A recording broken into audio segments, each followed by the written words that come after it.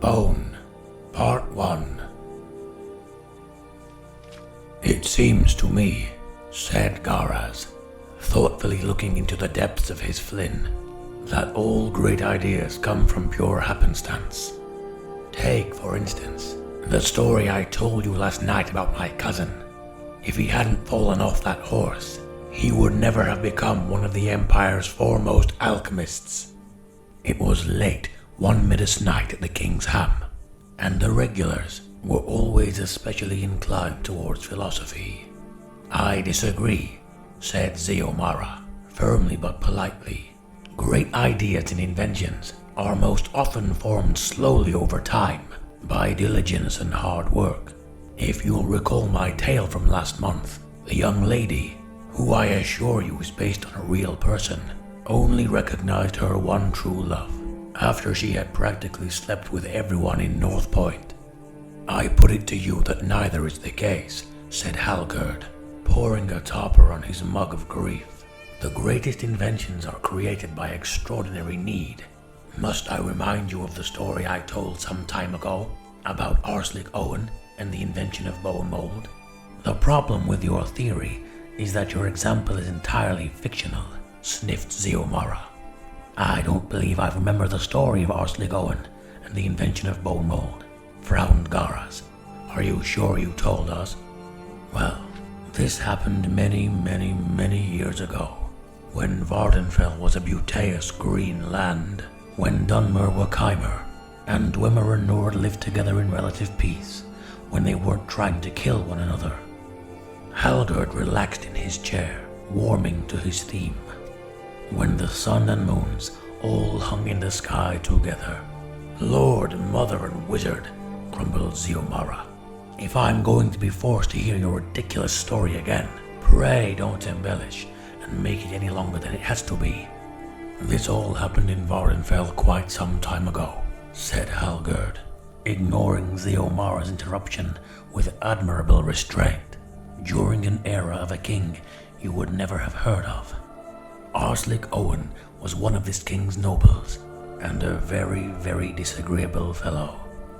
Because of his allegiance to the crown, the king had felt the need to grant him a castle and land, but he didn't necessarily want him as a neighbor, so the land he granted was far from civilization, right in an area of Vardenfell that is, even today, not quite civilized, to this day.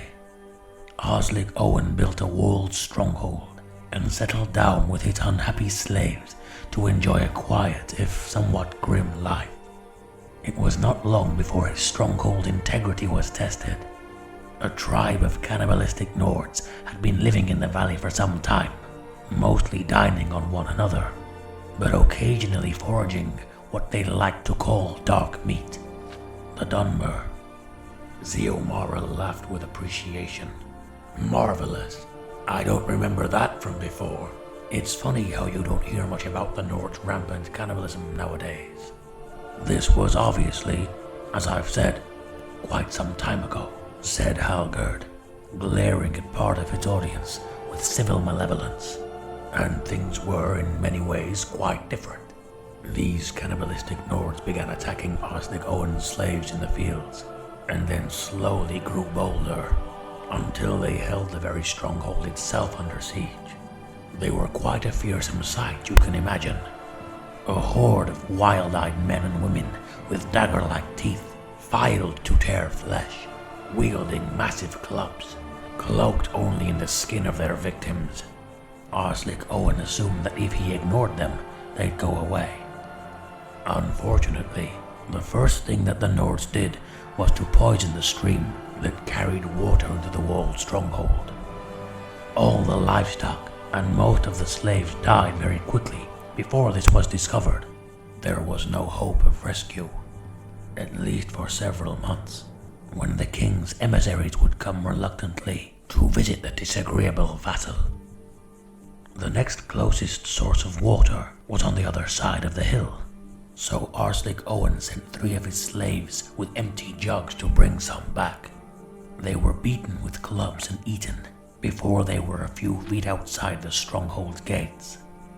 The next group he sent through, he gave sticks to defend themselves, They made it a few feet farther, but were also overwhelmed, beaten, and devoured. It was obvious that better personal defensive was required. Arslick Owen went to talk to his armorer, one of his few slaves with specific talents and duties. The slaves need armor if they're going to make it to the river and back, he said.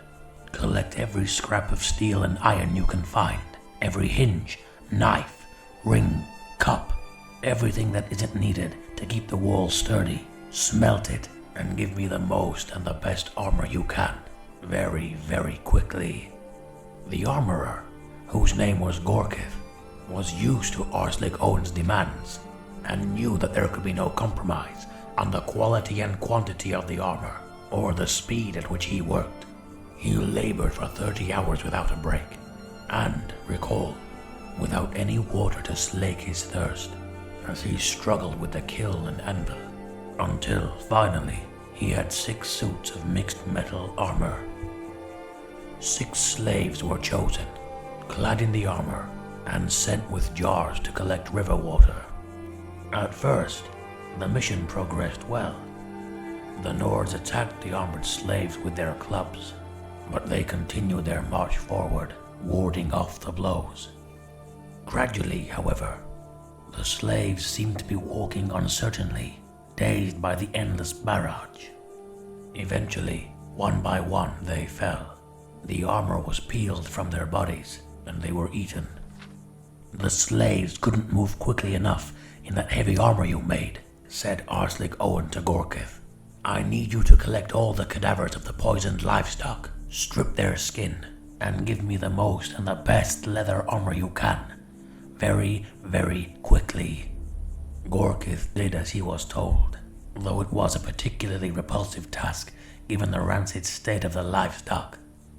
Normally, it takes quite a time to treat and cure leather, so I understand, but Gorkith worked at it tirelessly, and in half a day he had 12 suits of leather armor.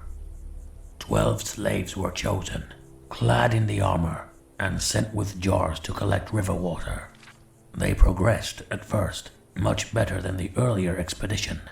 2 fell almost immediately, but the others had some luck outmaneuvering their assailants, while deflecting an occasional blow of the club. Several got to the river, 3 were able to fill up their jars, and one fellow very nearly made it back to the stronghold gates. Alas, he fell and was eaten. The Nords possessed a remarkably healthy appetite. What we need before I completely run out of slaves, said Arslick Owen thoughtfully to Gorkith, is an armor sturdier than leather but lighter than metal. The armorer had already considered that and taken stock of the materials available. He had thought about doing something with stone or wood, but there were practical problems with demolishing more of the stronghold.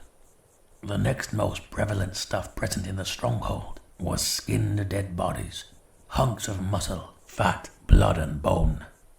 For 6 hours, he toiled relentlessly until he produced 18 suits of bone mold, the first ones ever created.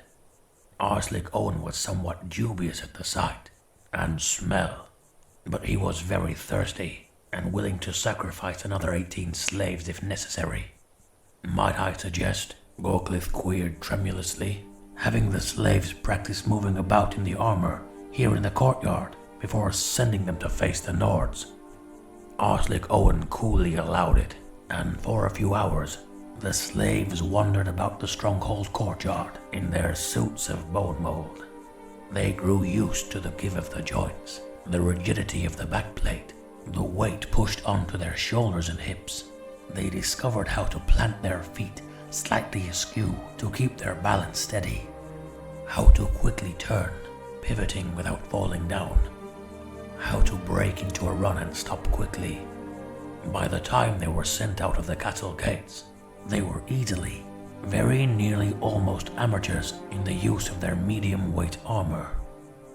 17 of them were killed and eaten, but 1 made it back with a jar of water. It's perfect nonsense, said Zeomara, but my point is still valid even so. Like all great inventors, even in fiction, the armorer worked diligently to create the bone mold. I think there was a good deal of happenstance as well, frowned Garaz. But it is an appalling story. I wish you hadn't told me. If you think that's appalling, grinned Halgerd, you should hear what happened next.